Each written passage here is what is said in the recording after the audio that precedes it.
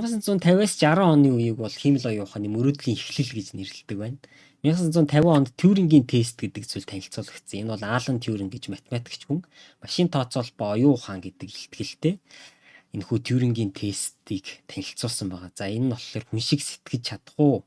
Машин бол хүн шиг сэтгэж чадах уу гэдгийг тодорхойлох тийм тестийг танилцуулсан байгаа. Энэ тест нь айгүй сонирхолтой тест байгаа. Яадаг вэ гэхээр хүн тэгээ хажууд нь компьютер байж гин. Тэр хоёрыг болохоор тусдаа өөр өрөөнд хоёулынг ингээ оруулаад тавьчихна. За бас нэг хүн шүүгч гэж хүн байх хэвээр. Тэр нь бол бодит хүн байна. Тэр хүн нь болохоор тусдаа өрөөнд байна. Тэгээ тэр бодит шүүгч гэдэг байгаа хүн маань болохоор хиймэл оюун ухаант машин болон хүн хоёр руу зэрэг ямар нэгэн зүйлсийн талаар ингээ асуулт асуух хэвээр. Тэгэн гут тэрхүү асуултанд нь тэр хоёр хариултууд нөгөө бодит хүн болон машин хоёроос хариултууд ирнэ. Тэгээ тэрхүү хоёр хариултуудыг нь хараад шүүгч маань за энэ бол машин байна, энэ бол хүн байна гэдгийг нь таах маягаар хариултууд өгсөр байгаад 50% магадлалаас дээш одоо тэрхүү машин хүн хоёрыг ялах хэмжээтэй байх юм бол энийг бол одоо машин хүн шиг сэтгэж чадж байна гэж дүгнэнэ гэдэг тийм тестийг анх танилцуулсан байж байгаа. За үүний дараагаар болохоор 1956 онд энийг бол AI-ийн төрсөн өдөр гэж нэрлэдэг байгаа. Джон Маккарти гэдэг эрдэмтдийн Дартмутын баг хурал гэж юм зохион байгуулад тухайн үеийнхээ одоо математикч, компьютерийн ухааны мундаг хүмүүсийг цуглуулад 2 сар хэрэттэй хурал хийсэн байж байгаа. Тэгээ энэ хурлыгаа юу гэж нэрлэх вэ гэж маш их бодсны эцэст яг өөрийнх нь нэр нь яг энэ хурлын нэртэй ингээ уялдаа цаашдаа үлдээхийн тулд artificial intelligence буюу энэ хиймэл оюун ухаан гэдэг нэрээр нэрлсэн байж байгаа. Тэгээд үүнээс хойш бол AI-г нэр томьёо гарч ирсэн байх нэ. За энэ хурал нь болохоор эрдэмтэд энэ өөрөө Джон Маккарти гэдэг хүн маань өөрөө бол энэ компьютерийн дөнгөж үүсэж байгаа энэ үед хиймэл оюун ухаан буюу компьютер яг хүн шиг сэтгэдэг болох боломжтой гэдэгт бол бүрэн итгэлтэй байдаг байсан байж байгаа. За тэр ч утгаараа энэ хурлыг зохион байгуулад тэгээд үүгээрээ санхүүжилт босгоод хиймэл оюун ухааны хөгжүүлэх ажлыг бол хийж эхэлсэн байж байгаа. За тэгээ энэ үеэр болохоор энэ математикийн теоремыг бие дааж баталж чаддаг анхны хиймэл оюун ухааны програмуудын нэг энэ Logic Theorist гэдэг програмыг хийж байсан байна. За Perceptron гэдэг мэдээллийг таньж ангилах чадвартай анхны хиймэл мэдрэлийн сүлжээнүүдийг бол хийж эхэлж байсан байх нэ. За үүний дараагаар 1970-аас 80-аад оныг бол хиймэл оюун ухааны хувьд өвөл гэж нэрлэдэг. За яагаад өвөл гэж нэрлсэн гэхэлэр тухайн үед бол энэ AI-ийн хөгжлийг нь явуулъя гэхлээр маш хязгаарлагдмал хүчин чадалтай байсан компьютерууд одоогийн бидний цагнаас ч тэгээ ухаалаг цагнаас ч бага компьютинг тийм чадвартай компьютерүүд тэр үед байдаг байсан болохоор ерөнхийдөө AI хөгжил нь бол маш удаашрсан. За дээрэс нь өгөгдлийн хомсдол буюу тухайн үед бол интернет янз бүрийн мэдээллийг цуглуулах датаг ингээд асуудалгүйгээр цуглуулах боломж бол маш хомс байсны үүднээс бол тэр үед бол хиймэл оюун ухаан хөгжил нь бол маш их удаашрсан байж байгаа юм байна. За тэгээ дээрэс нь хүмүүс AI ийм болно, тийм болно гэж маш их юм биелэгдэшгүй амлалтуудыг өгөө. Тэгээд тухайн санхүүжилтүүд нь тухайн үедээ тэр хөгжүүлэх санхүүжилтүүд нь багассаар байгаад ерөнхийдөө зогсон байдалд орох байдалтай байсан. Гэхдээ яг тухайн үедээ мисин гэдэг энэ цусан дахь бактерийн халдварыг тодорхойлж антибиотик эмчилгээг зөвлөхөд ашигладаг байсан. Ийм анагаах ухааны онцлогооны системийг хөгжүүлж исэн байна. Дендрал гэдэг одоо химийн нэгдлийн бүтцийг тодорхойлдог ийм хиймэл оюун ухааны системүүдийг бол бас хөгжүүлээд явж исэн байх нэ. За ингээд 90-с 2000 он бол машин сургалт ба мэдээллийн 900-ны үе эхэлсэн байж байгаа. За энэ үед бол интернет гарч ирээд яалтчгүй одоо гараар зөөдөг байсан бичиг цааснууд бүгд интернетээр дата хэлбэрээр хоорондоо дамжуулах боломжтой болоод улсын ажил төрөл ч юм уу албан байгууллагуудын ажил төрөл бол маш хурдцтай хөгжих боломжийг бүрдүүлж эхэлсэн байж байгаа. Дээрээс нь дата алдагдах, одоо нөгөө цаас алга болох, шатах гэсэн тийм эрсдлүүд бол асар бага болж эхэлсэн байж байгаа. За тэгээд энэ их датанууд ингэж цугларч эхэлсэн нь бол машин сургалтын хөгжлийн үндсийн суурийг нь тавьсан байх нэ. За үүний дараагаар бол 1997 онд одоо хиймэл оюун ухааны одоо хүн болгон мэдхээр хэмжээнд хүртэл тесрэлт хийсэн юм бол Deep Blue гэдэг систем байж байгаа. Энэ IBM компани суперкомпьютер байж байгаа. Тэр нь бол 97 онд анх дэлхийн шатрын авраг Гарри Каспаровыг ялсан. За энэ бол тухайн үед би хүүхэд байсан ч гэсэн энэ мэдээ хүртэл би тухайн үедээ сонсч байсан. За энэ тэгэхээр дэлхийн нийтэд хиймэл оюун ухаан бол хөгжих боломжтой маа гэдгийг бол харуулж, за тэгээд тэрэнд хиймэл оюун ухаан чиглэсэн хөрөнгө оруулалтуудыг татахад бол асар их түлхэж өгсөн гэсэн үг болно. За тэгээд дээрэс нь хиймэл оюуны гараар програмчлахын оронд өгөгдлөөс өөрөө суралцах боломжийг олгох хандлага руу тухайн үедээ бол шилжиж эхэлсэн байна.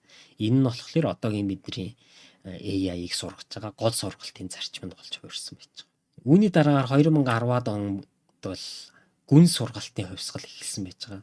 2012 онд ImageNet гэдэг зургийг хүн шиг одоо ялгах чадвартай тийм AI-уудыг боловсруулах тийм тэмцээн болсон байж байгаа. За энэ үед бол гүн сургалтыг ашигласан тийм large language model-ууд хоорондоо өрсөлдөөд хиймэл оюун ухааныг бүр хүнээс илүү чадвартайгаар зургийг ялгаж ангилах тийм чадвартай хиймэл оюун ухааныг анх тэр 2012 онд бол танилцуулсан байж байгаа. Тэгээд дээрэс нь хамгийн чухал юм юу болсон гэхээр тэр таньж чадж байгаа тэр системийн нээлттэй их кодоо бол олон нийтэд задлж тавьсан ба. За энэ нь бол бүр энэ гүн сургалт гэдэг юмыг яаж ашиглаж болохын гэдэг дэлхийн нийтээрээ бүр ашиглах боломжтой болгож өгсөн байна. За 2016 онд AlphaGo-ийн ялалт гэж энэ Google-ийн AlphaGo гэдэг хиймэл оюун ухаан Go дамын дэлхийн аваргыг бас ялсан байж байгаа.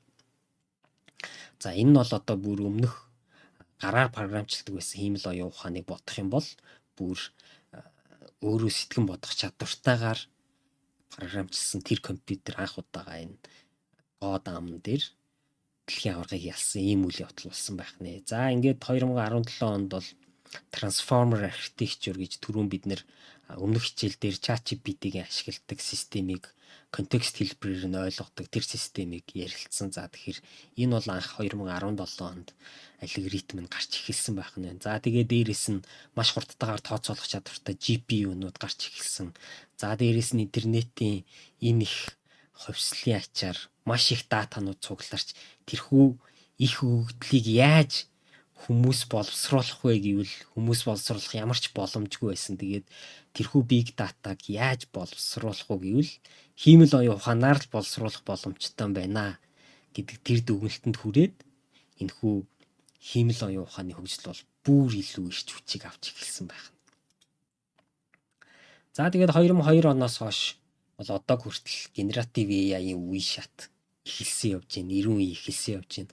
2022 онд бол ChatGPT-гийн хэрэглэгчид анх нээлттэй гээд 2 сарын дотор 100 сая хэрэглэгчийн тоог давсан байж байгаа. Энэ бол одоо урд өмнө байгаагүй техник технологийн одоо тесрэлт гэж хэлж болохоор олон хүмүүс худалдаа авалт хийсэн, олон хүмүүс бүртгүүлсэн тийм үйл явдал болсон байж байгаа. За 2023 онд бол үүний дараагаар Google, Microsoft, OpenAI-д бол энэ хиймэл оюун ухааны хөгжилд бол асар их хөрөнгийг хайж эхэлсэн байж байгаа. 2023 онд 189 тэрбум долларын хөрөнгө оруулалтыг зөвхөн AI-д хийсэн байж байгаа тийм. За энэ Монголын төсөв чинь баг 10 тэрбум доллар хавцаа байдаг байхад. Тэгэхээр баг 19 Монголын улсын төсөв ерөөсөө энэний хөгжилд зарцуулагдаж эхэлсэн байна шүү дээ. За 2024 онд мультимодал загвар AI agent video generation гэдэг одоо видео гаргадаг. Тэгээд AI agent гэдэг нь болохоор таны өмнөөс таны компьютер дээр суугаад Facebook руу ч ороод бусад ажлын файлууд руу ч ороод юмнуудыг шивээд хүмүүс рүү мэйлээр илгээгээд яг ингээ хүн шиг ажиллах боломжтой тийм модель анх танилцуулагдсан байна. За тэгээ мультимодал загвар одоо зураг, видео, аудио generation хийдэг. Энэ бүх загварууд бол 2024 оноос танилцуулагдаж эхэлсэн байна. Тэгэхээр AI-ийн хөгжил бол одоо зүгээр дөнгөж ChatGPT-гээс эхлээл мультимодал хүртлээ ерөөсөө ингээл 2 жилийн дотор ийм том завгрууд гарч ирж байгаа гэдэг нь бол одоо AI өөрөө бол хөгжил нь бол маш хурдцтай болцсон байгааг бол харуулж байна. За тэгэхээр дүгнэлт бол ерөөсөө бид нэр AI дөнгөж эхэлж байгаа энэ эрүү үед бол одоо бид нар байж байна. Одоо энэ цаашаага яаж хөгжих нь бол асар хурдцтай хөгжинэ. Тэгээд дээрэс нь бид нэр тэр бүгдийг харах боломжтой байх нэ. За одоо энэ өмнө нь гарсан энэ бүх үйл явдлууд өнөөдрийн энэ хиймэл оюун ухаан гарч ирэх гол одоо шат гიშгүүрүүд нь болж өгсөн байх нь.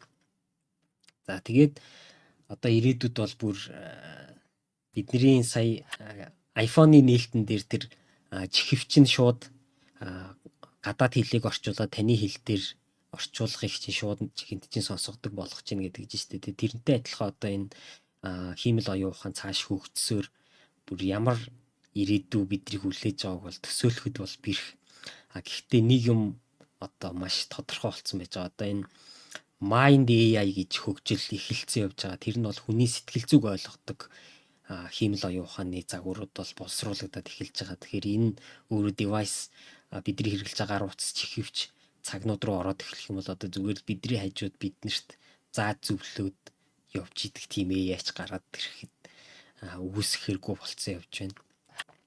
За тэгээд энэхүү гайхамшигт аяллалын нэг хэсэг нь бид нар болж байгаа нь бол миний хувьд бол маш сайхан байгаа. Тэгээд үүнийг хамгийн гол нь яг зөв ойлгож үүнийг яг зөв ашиглах энэ бүх сургалтууд бол ийшээгээ чиглэх нь илүү маш хэрэгтэй байгаа гэж бодож байгаа. Тэгэхээр ийм сургалт гэдэг зүйл маань өөрөө энэхүү хүн AI 2-ын хөгжлийн одоо энэ зөрүүтэй байгаа энэ зөрүүг арилгах одоо ийм шаардлагатай болж эхэлж байна гэсэн үг. Тийм учраас би энэхүү сургалтыг та бүхэндээ илүүтэй яг яаж ажилт юм бэ?